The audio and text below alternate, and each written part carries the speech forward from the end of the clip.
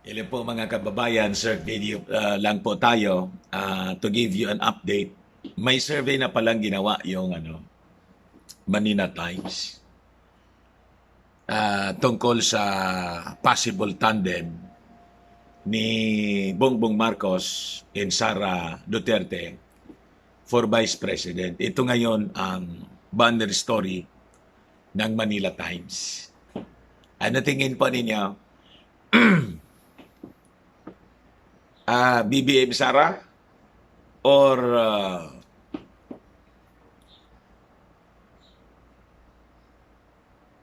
Inday BBM tandem? Ano tingin po ninyo? Anyway, just to give you some updates, sigurado si Sara will run either President or Vice President, mga kababayan. Kung it will be a tandem of Bongbong Marcos and Inday Sara, tingnan natin na lang. 5 days na lang naman po. 5 days na lang naman yung palilipasin natin. Kasi si Sara, sabi ko nga po, mga kababayan, matapos mag-withdraw, hindi man sinabi kung anong posisyon yung gusto niya. Pero kung paniniwalaan natin, mga kababayan, yung sinabi ni Bato, hindi niya papayag si Sara na Vice President lang.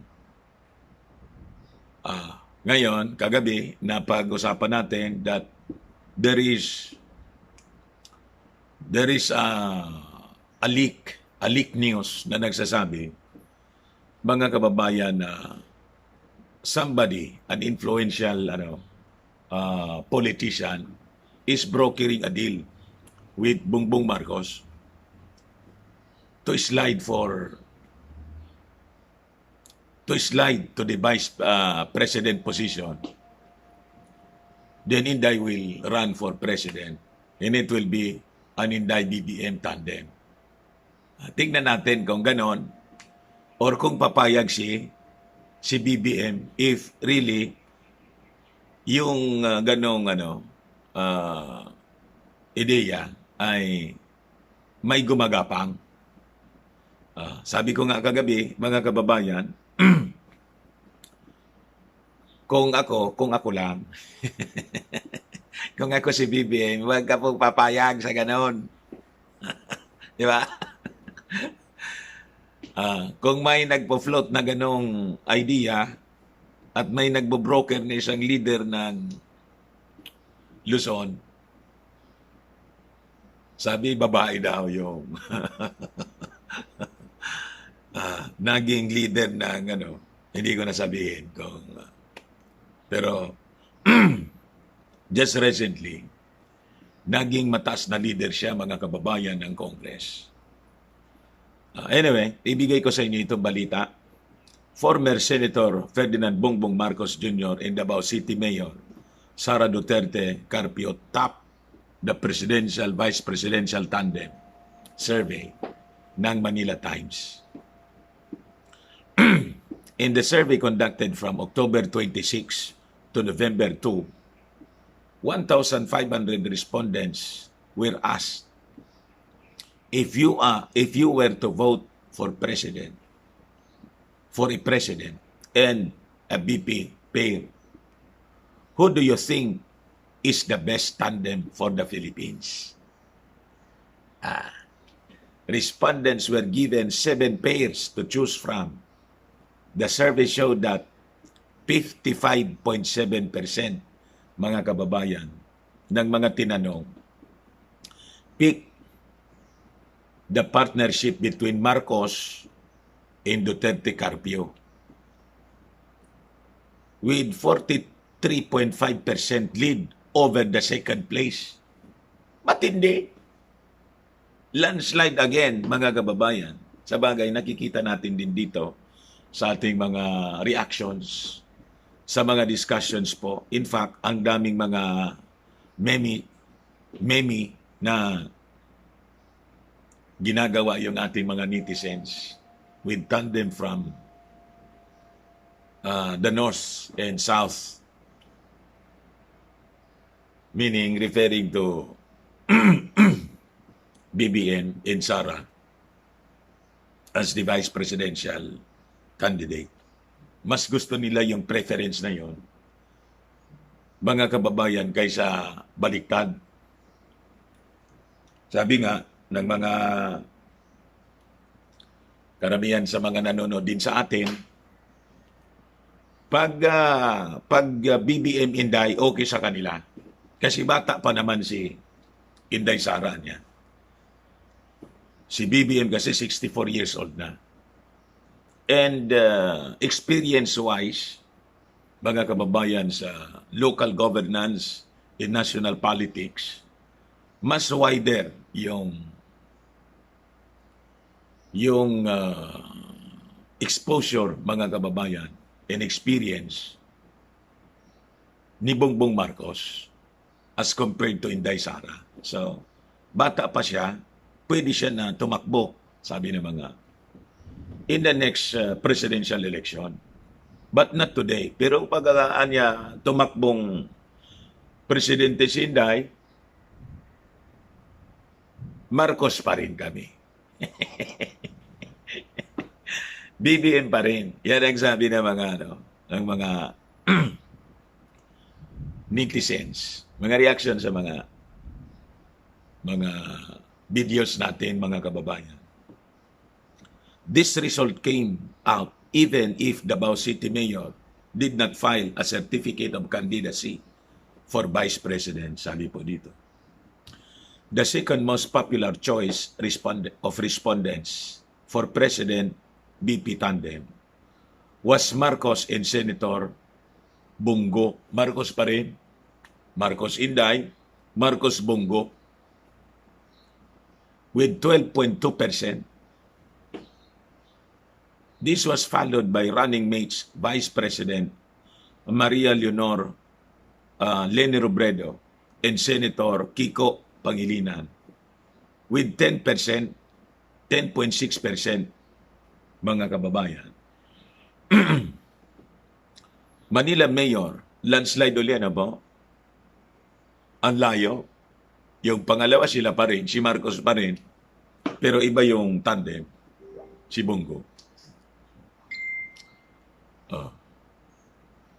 Ilan nga yun? 57.7%. Tapos sinundan, mga kababayan, ng Marcos pa rin, 12.2% tandem with Bongo. Mas gusto yon yung BBM Inday. Tapos si Lomi, mga kababayan, napakalayo. Pangatlong tandem lang siya. Diba? 10.6%. Si Yormi, mga kababayan,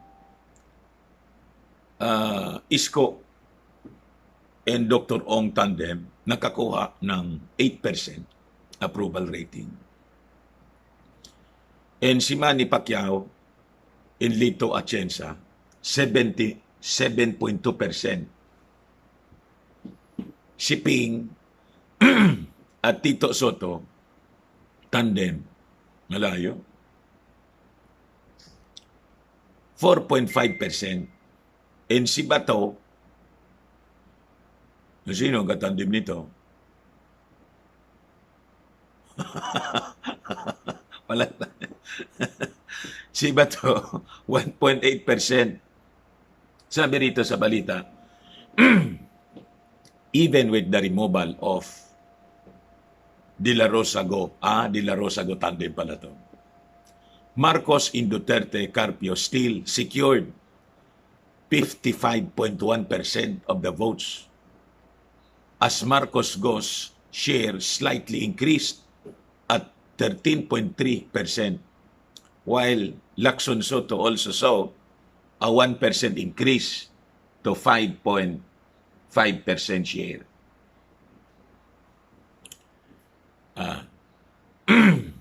Sabi rito sa balita, when he filed his COC, Marcos declared that he was open to discussing with other political parties a possible partnership on who will stand as his running mate for the 2022 elections.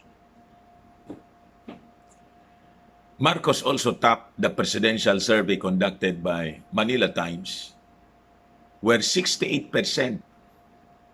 of the respondents said they would vote for the former senator.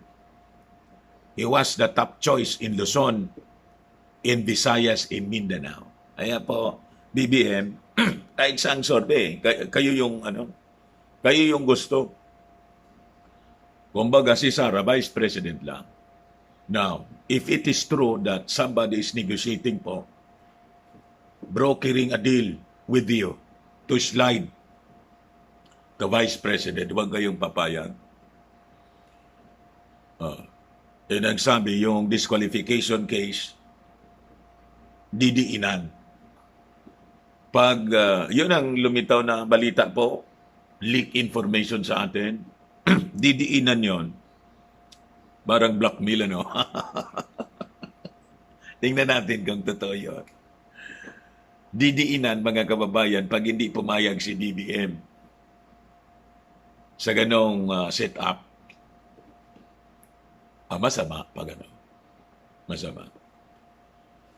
Diba? Sinabi ko sa inyo noon na that possibility is, it's not remote. Diba? Ngayon, mga kababayan, top choice si BBM in Luzon, Visayas, in Mindanao. Robredo ranked second with 10.8%. You see? Marcos Camp said, the survey showed that despite the malicious attacks by some quarters against him, the former senator was still winning the heart of the voting population. So,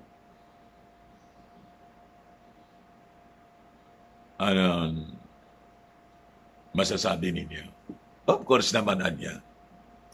Kasi yung mga propaganda, mga kababayan ng mga pinklawan, kalaban ni Bongbong Marcos, rihas, wala mang kakwenta-kwenta, wala nang maniwala. Di ba?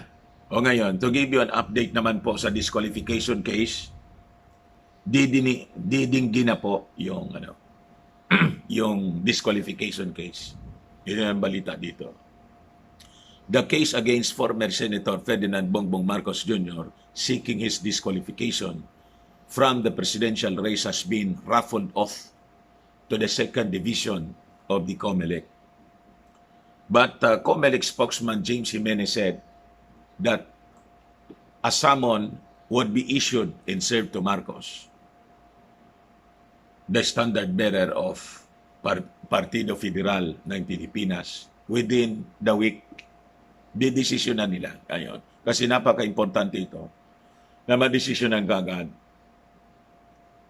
para wala nang agam-agam po yung kandidatura po ni Bongbong Marcos. And at the same time, siyempre, kailangan ito para sa printing ng mga official. Di ba? Kaya nga, nang magkaroon tayong automated election, napaaga yung filing. Di ba? Pero yung start ng campaign po, Pebrero pa. Pero sige na nila. Sige na nila ang kampanya. Di ba? Ngayon, importante kasi madesisyonan para sa printing ng official ballots. The case has been raffled to the second division owing to the large number of cases on the docket. No summons for this particular case has been issued yet, but is expected within the week, sabi po ni Jimenez. Marcos has 5 days to file their answer after the summon has been served, and thereafter, the matter will be deemed submitted for resolution. As per COMELEC record, it is the first time a petition for the cancellation of this of his certificate of candidacy has been filed against the former senator.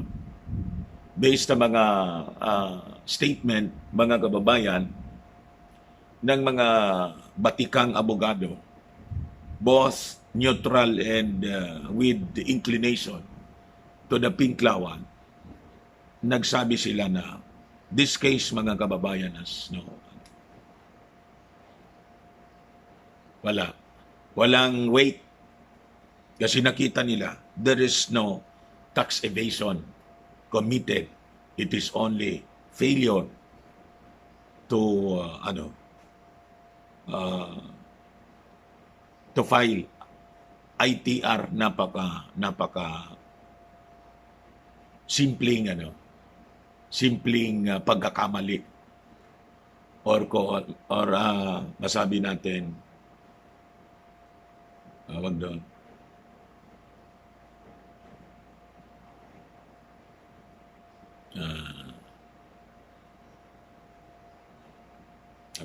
Nakalimutan ko yung term. Infraction. A very simple infraction of rules. Kaya lang sabi ko nga sa inyo sa mga previous videos natin, pinalaki nila yung napakaliit na bato, ginawa nilang gabundo. It is just a dust, sabi nga. Ginawang huge mountain. Di ba? Ganon ito mga salot na Pinklawan, mga kababayan. Marcos Jr. has been elected before as Vice Governor, Governor, Congressman, and Senator. Wala man disqualification.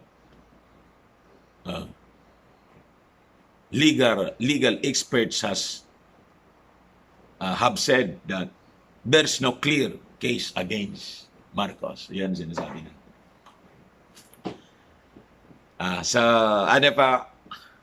Ransararan pa rin. Ako, ransararan pa rin po. The reason for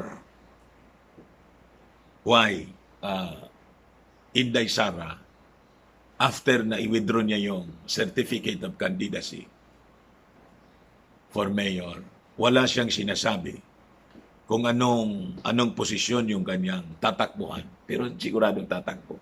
Sabi ko nga, tatakbo sa national position.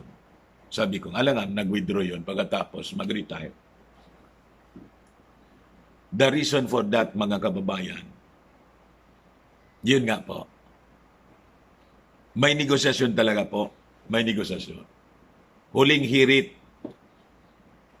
Una, mga pasabi lang. But this time, may pressure.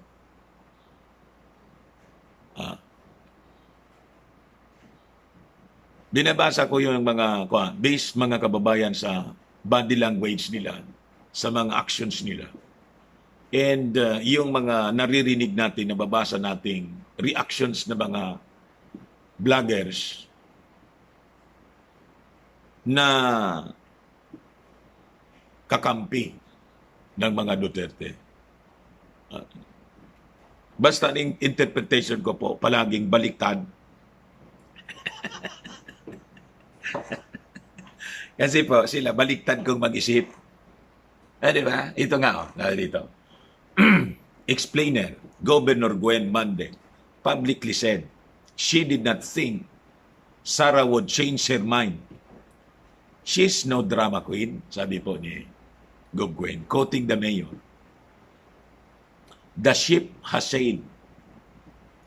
Tuesday events in Davao began to tell otherwise. Sabi rito sa balita sa pati si Gov Gwen na biktima.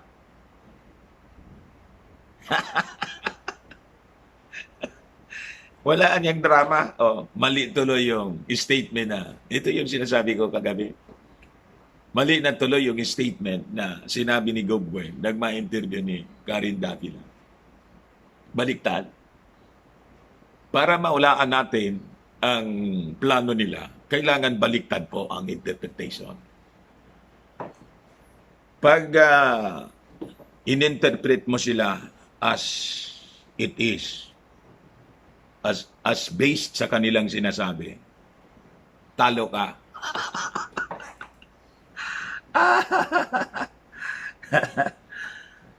In Sarah's bet in Cebu, is Durano or Gwen for governor?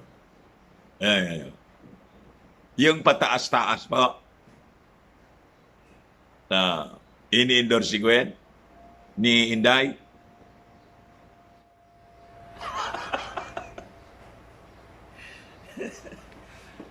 Di ba?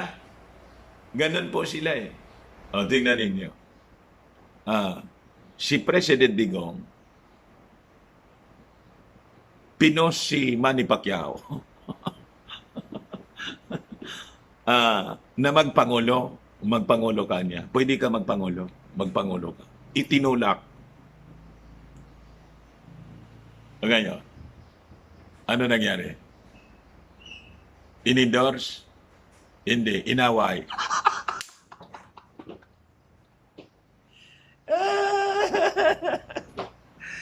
Kaaway na.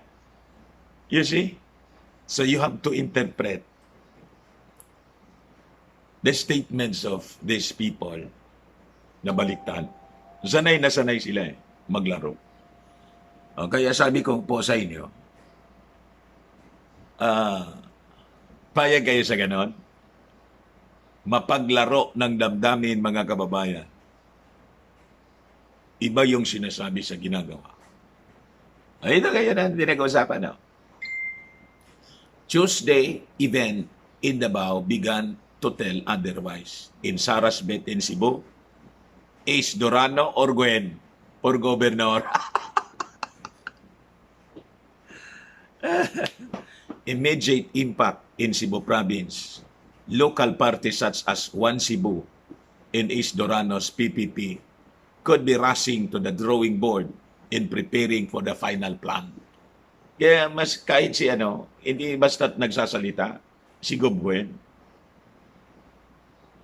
pa-ismail-ismail lang, mga kababayan, kasi basa nila, itong mga taong ito, iba, hindi mo mapapangawakan yung kanilang salita.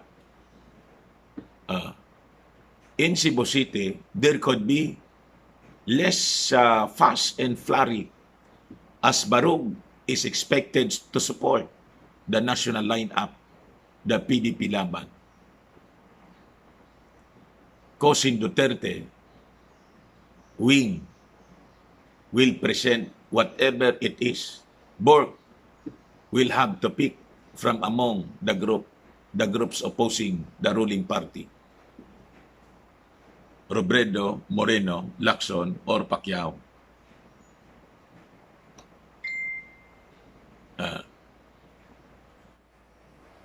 What just happened, sabi rito sa balita sa Yahoo, Tuesday afternoon, November 9, the news from Davao City, whose politics influence decisions of Cebu's local parties, particularly on the choice of national candidates to support in 2022, confirmed what were earlier dismissed as pure speculations.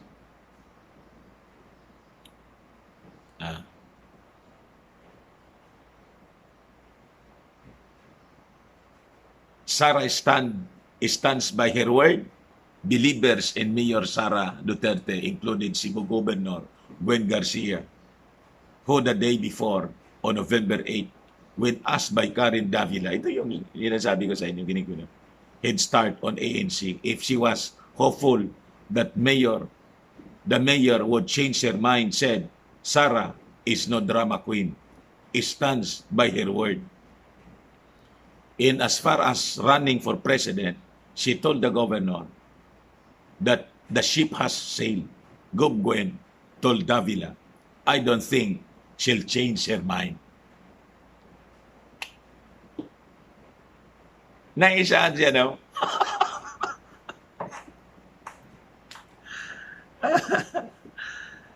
Naisan pati si Gobwen, to the belief of Gobwen, hindi na magbabago. Tatakbo niya siya. Doon na sa pagiging mayor.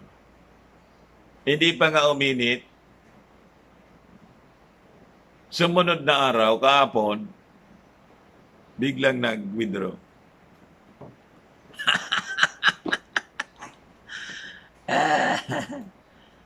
Sabi ko sa inyo, mga kababayan, ganon katindi ang mga balita dito. O anyway, yun lang muna po.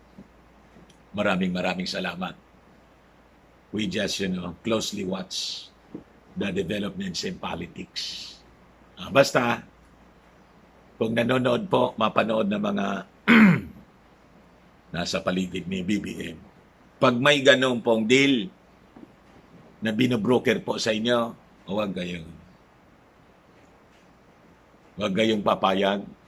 Baka yung mga supporters mo kasi masaktan lang. Sayang yung overwhelming support po sa inyo. Di ba? Huwag po ninyong sayangin. Sabihin ko po sa inyo, ang kayo noon pa, you want to be with the Dutertes as a tandem. Hindi po nga kayo kinuha. Anong rason po ninyo? Diba? You can run solo and win the election. You can. Ngayon, kung lumaban siya, lumaban si Sara for president, tingnan natin kung makakuha siya ng umahati niya a big chunk of the supporters ninyo po. Tingnan natin. Di ba? So anyway, mga kababayan, maraming salamat. Ako po si Dante. Bye-bye po. God bless.